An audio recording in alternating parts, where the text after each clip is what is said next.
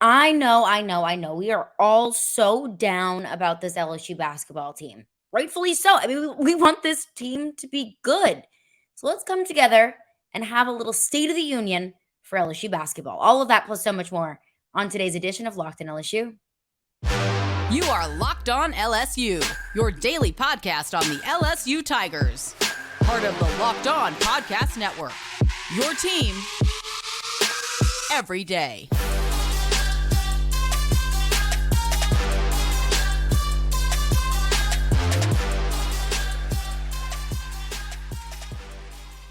Well, thank you for making Locked On LSU your first listen every day. We are free and available wherever you get your podcasts. You can also find us on YouTube as well. Just search Locked On LSU in your search bar. Like, review, rate, subscribe, comment, interact, all that good stuff. My name is Caroline Fenton, and I am your host, as I am every day. I appreciate you guys for being here and for making Locked On LSU your first listen. You can find me on Twitter at Caroline Fenton 1. And I also want to let y'all know that today's edition of Locked On LSU is brought to you by FanDuel Sportsbook, the official sportsbook of Locked On. Make every moment more with FanDuel. Visit FanDuel.com/LockedOn today to get started.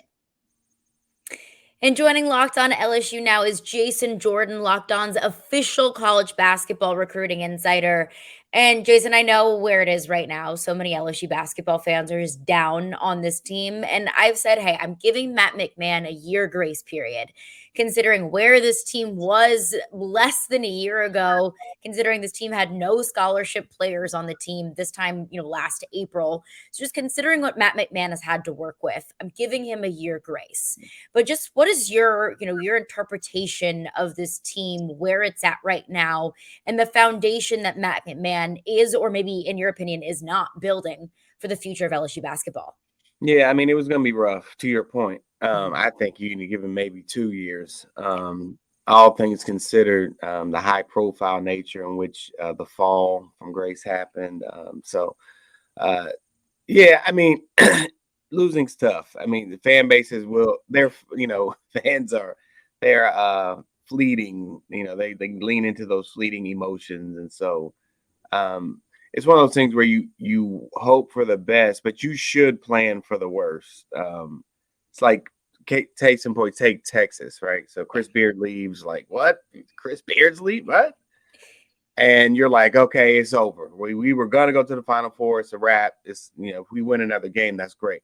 Well, they're doing the other thing, right? So they're rallying around each other and they're coming. It's different because they still have all their players, but it's the same concept. Like, so you hope Matt can pull things together, but I mean, come on. Like, I mean, it's rough. It's rough. Tough.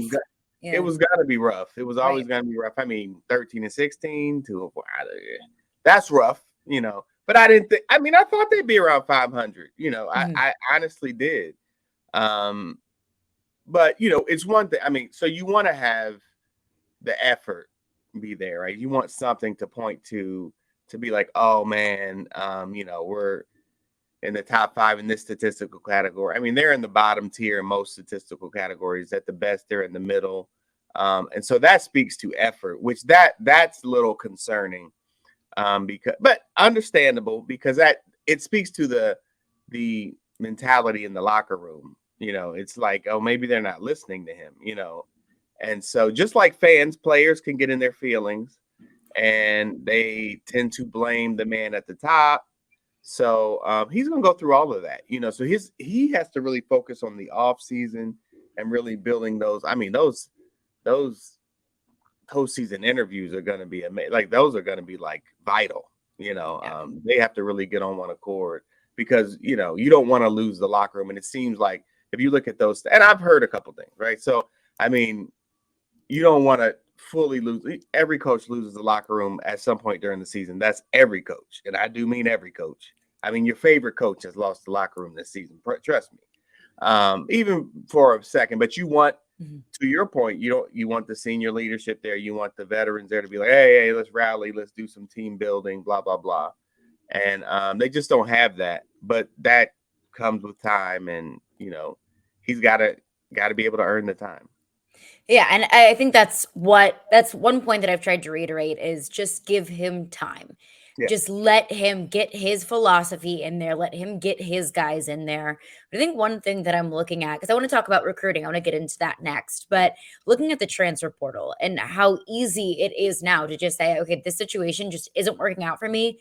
I'm out. I'm dipping. And if there was a player within this program, just like last year, I didn't blame a single player that decided to leave whatever was going to happen with LSU.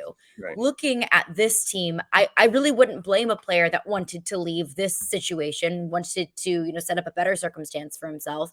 But I think that's kind of what I fear is these players, maybe a max exodus 2.0 out of this program. And then you're constantly looking at rebuilding the team year over year over year. And I don't know if there's players in the locker room, none, maybe some that are planning on entering the transfer portal. But I think that's probably my worst case scenario is you're looking at rebuilding for the second time in Matt McMahon's just second year at LSU. Yeah, I mean, that's because of the nature of, it's a new world in college basketball now. Right. So now you saying I ain't got to sit for a year, I'm out, right?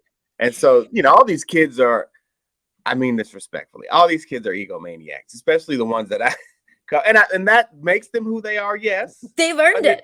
There's another part of that, it comes with some stuff, and so they think they're the answer. Well, they're not getting a chance to be the answer, and well, look what I'm doing. Like KJ Kasem averaging 17 and 7. Like, come on, like Tyrese? What else do you want from me?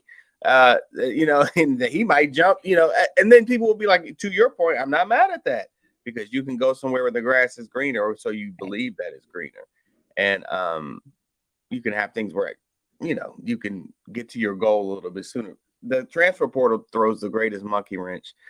It could be the gift and the curse because you could also grab some veterans in the portal and but it giveth and taketh away. Exactly. Every school is going through what you're talking about, right? Right. So the portal is, trust me, I know top 10 teams that are certainly going to lose talented players, certainly.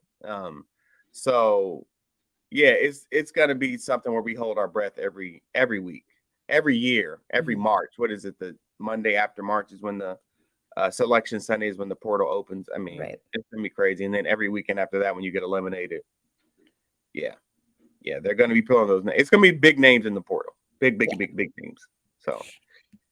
And coming up next, I want to get into the recruiting side of things because we know that this year, rebuilding year for LSU, and this is Matt McMahon getting acclimated, but building for the future. What does that look like for LSU? I want to get into that with Jason coming up next. The midway point of the NBA season is here, and now it is the perfect time to download FanDuel, America's #1 sportsbook. Because new customers get a no-sweat first bet up to $1,000. That's bonus bets back if your first bet doesn't win. Just download the FanDuel Sportsbook app. It is safe, it is secure, and it's super easy to use. And then you can bet on everything from the money line to the point scorers and the threes drained.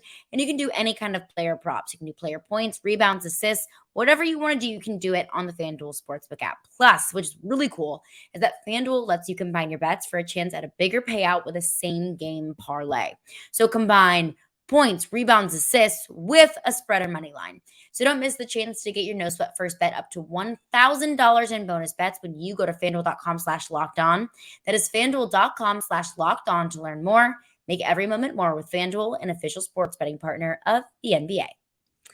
Well, thanks again for making Locked On LSU your first listen every day. We're free and available wherever you get your podcasts. Again, Jason Jordan, Locked On College Basketball Recruiting Insider. So looking ahead to 2023 and beyond, because we're giving Matt McMahon a grace period, but I've always said, I'll give you the time, but I just need to see a little bit of a promise of a foundation being built. And it might be bad now, but we can at least look ahead to 23, 24, 25, so on and so forth. So looking at the 2023 class, LSU just has 2 players that have signed their letter of intent, a 4-star Corey Chest out of Missouri, Mike Williams, a 3-star out of Maryland. Is that, to me, that feels like an abnormally small recruiting class for the 2023 season. Right. And considering how easy it is to transfer, makes me a little bit concerned about the depth moving forward.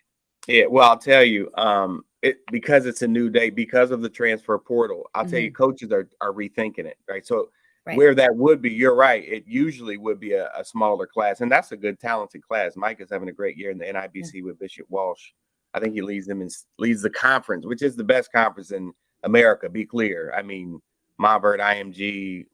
I mean, five of the teams in that conference are ranked. Just for context, Mm-hmm. 5 of the top teams in that conference are ranked in the top 25 in the country. By far, 27% of the McDonald's All-Americans come from the NIBC. Wow. So Mike Walsh is leading that in steals. He's having a really good year. Team isn't winning, but Mike Williams is having a pretty good year, right? So there's that. And then Corey Chest will play for the Geico National. I mean, all intents and purposes, they're probably going to make Geico National, so you'll be able to see him on TV. He's having a really big year with Link. That's a really strong class. Now, in other years, we'd be like, oh, 2, why haven't you gotten 4 or 5 or, something like that? But now coaches think like this. Let me get 2, 3 at the most of these high school kids. Let me go grab 2 transfer portal kids. I promise you, LSU is holding out spots for the portal. This is on purpose. This is not them missing. They're doing exactly what they want to do, and they're coming. They want to add some experience in the portal. And I mean, John Shire just said it. John Shire just said it a couple weeks ago. We didn't take it to any. We're not going to do a whole bunch of freshmen going forward. Like, I mean, I couldn't believe he said it. I know John. I couldn't believe he said it. But like, yeah, no, and I tell you, when I was at Peach Jam this past last summer, all the coaches were like, you better tell these kids, ain't no more 4 or 5 man classes, not going forward. We got to hold out 2, 3 spots for the portal. So it's a new day. And they were saying it. I'm like, you better tell them, you better go ahead and commit. I mean, that's a tactic, but it's not true. So Right. 2 things can be true. It's so true. It's like, why even bother, getting into bed with all of the recruiting and the questioning of how their game translates to the college level when you can just pluck one off of someone else's team. I mean, it makes total sense. Yeah. But I mean, in your opinion, 2 really solid players, 2 talented players. So from your perspective, what makes LSU an attractive landing spot for players like that who have probably gotten offers from teams that feel like they're probably in a little bit more of a comfortable position, that are probably poised to make a run in the tournament, not in places where LSU is right now in rebuilding? What makes LSU such an attractive landing spot for those players? Well, honestly, the way you got to remember, we're dealing with 16, 17, 18-year-old kids. They're not us, right? They're not adults. So they think about it really. I mean, I respectfully, they think about it really surface. It's a name recognition thing. So it still rings out. You'll see it. I mean, when you stop seeing the cliche, blessed to receive an offer from Elliott, like, so they're still hype about it. I'm telling you, when I talked to Matt, Coach Mahone, that still rings out. It's LSU. It's LSU. It still rings out. Don't. I know we can't say Will Wade around here, but Will Wade built something very strong. Yeah, absolutely. So name recognition is strong with the kids with LSU still. I mean, it doesn't hurt that Cam Thomas is going nutty in the NBA right now. So true. Because they don't put together. They say he did this at LSU. If you think that Matt McMahon, who has never coached Cam Thomas, isn't saying, look at our alum, Cam Thomas, he's really doing it in the NBA. They don't put together that you didn't coach him. They're just like, oh yeah, I'm telling you, because I hear it on the phone and I'm like, not specifically that, but I've heard this a million times. I'm like, they weren't even there. Like, coaches all the time are like, look at our 9 national titles. That's tradition. You didn't win any titles. Like, it's the same thing in football. You know how many football coaches that haven't coached Odell have talked about what Odell Beckham Jr. is doing in the league? Yeah, but it is something that I hear repeated back. So it works. Like, they're like, yeah, and they did have titles, and they did have Cam Thomas, So it still has the name still rings out, and that's what I look for in those, when the recorder goes off conversations. They still are very excited about the LSU offers, and they're still in the SEC. So that matters. 100%. That matters. So if you're looking for a delicious treat, but you don't want all the fat, you don't want all the calories, then you have got to check out Built Bar. So we just got through the holidays and we're past Mardi Gras. So maybe your Lenten promise is to eat healthier. Maybe you're giving up sweets. Maybe you're giving up candy bars. Maybe you're giving up desserts. But you're also at the point where you could really use a sweet or a dessert or a candy bar. So you can do that with Built Bar without compromising taste or health. Built Bar is healthy and actually tasty. So they're so delicious. I mean, you're going to think they're good for you and you're going to think that you're going to break Lent, but you're not. It's perfect for Lent. It's perfect for your New Year's resolution. What makes them so good is that they're covered in 100% real chocolate. So they taste just like a candy bar. And they come with candy bar flavors like churro, peanut butter brownie, coconut almond. They're all delicious. I don't even know how Built does it. But these bars taste like a candy bar while maintaining amazing macros. And what's better is that they're healthy, only 130 calories, 4 grams of sugar, and a whopping 17 grams of protein. So you will stay full for hours. And the best part about it is that you don't have to wait around to get a box. For years, we've been talking about getting your Built bars at built.com, which you can do that still, or you can get them at your local Walmart. Head to the pharmacy section, grab yourself a box of Built bars, a 4-bar box of cookies and cream. I love the cookies and cream flavor. You got double chocolate or the coconut puffs, or you can go to Sam's Club, run in, grab a 13-bar box with our hit flavors, brownie batter and churro. You can thank me later. I guess looking forward to, the next few years, I say I'm giving Matt McMahon year to 2 grace period. Yeah. What do you need to see, or what from LSU specifically, or just from any teams in the past that have gone through a similar rebuild, kind of starting from the bottom up? What would you need to see to say, okay, this program's on the up and up? Like this program might not be a super shining star right now, but watch out in the next couple of years. What are some kind of little tidbits and breadcrumbs that you can take away from rebuilding programs? Right. So by and large, it's not how you start, it's how you finish. Right. So if they can put together a competitive finale to the year, I would look for that. I would look for that very closely. Even if they're playing inspired basketball, like they body language, right? I look at that at Texas all the time. Body language is very good. And in the long run, that will translate into wins on the court. It just does. So I would say that look at those statistical categories like the hustle stuff, like rebounds and turnovers. That speaks to mentality. All these things speak to mentality. And then honestly, them getting a couple wins in the transfer portal, I think they're going to have to get a couple wins in the transfer portal and get like some good locker room guys who are productive on the court. So those are the things that I would look at in the near future. And what would your overall message be to LSU fans who I know are probably disgruntled, who are down and out, but still have hope? What would your message to be to LSU fans? Well, look at North Carolina last year. I mean, people were like, if I see Hubert Davis is on site, right? Before the tournament, I'm telling you, I was scared for him because I live in North Carolina. I was like, man, Hubert better hide, right? Then the tournament comes and they just have one of the greatest runs I've ever seen, right? These guys are blowing the doors off of Baylor by 40. Baylor did come back, but anyway, I talked about that the other day. But they get to the national title game, and then Hubert Davis is the greatest thing in the world. I mean, anything can happen, right? You have fan bases are so fickle. Oh God, that's like 60% of a makeup of a fan. It's fickle, right? So things can turn around. It's all about personnel. The transfer portal gives you access to greater personnel, more experience, because that matters more than talent. A lot of times, if you look at the last couple national titles, they had a lot of experience on the team. So I think you got to give them time. I know that's hard. Just breathe. They brought him there for a reason. Yeah. Man can win. He can coach. He can really coach. So I think they have to give him at least, another year. I think he'll show improve going into next season and what he does in the offseason. I think you watch that closely, and I think they'll be able to show improve. I mean, they're just as mad as you are. That's about who said they're that? They're more mad than we are. More mad. I mean, I think Bill Self said that, like, if you think that you're like tight but I'm over here sleeping in heavenly peace every night, I mean, come on.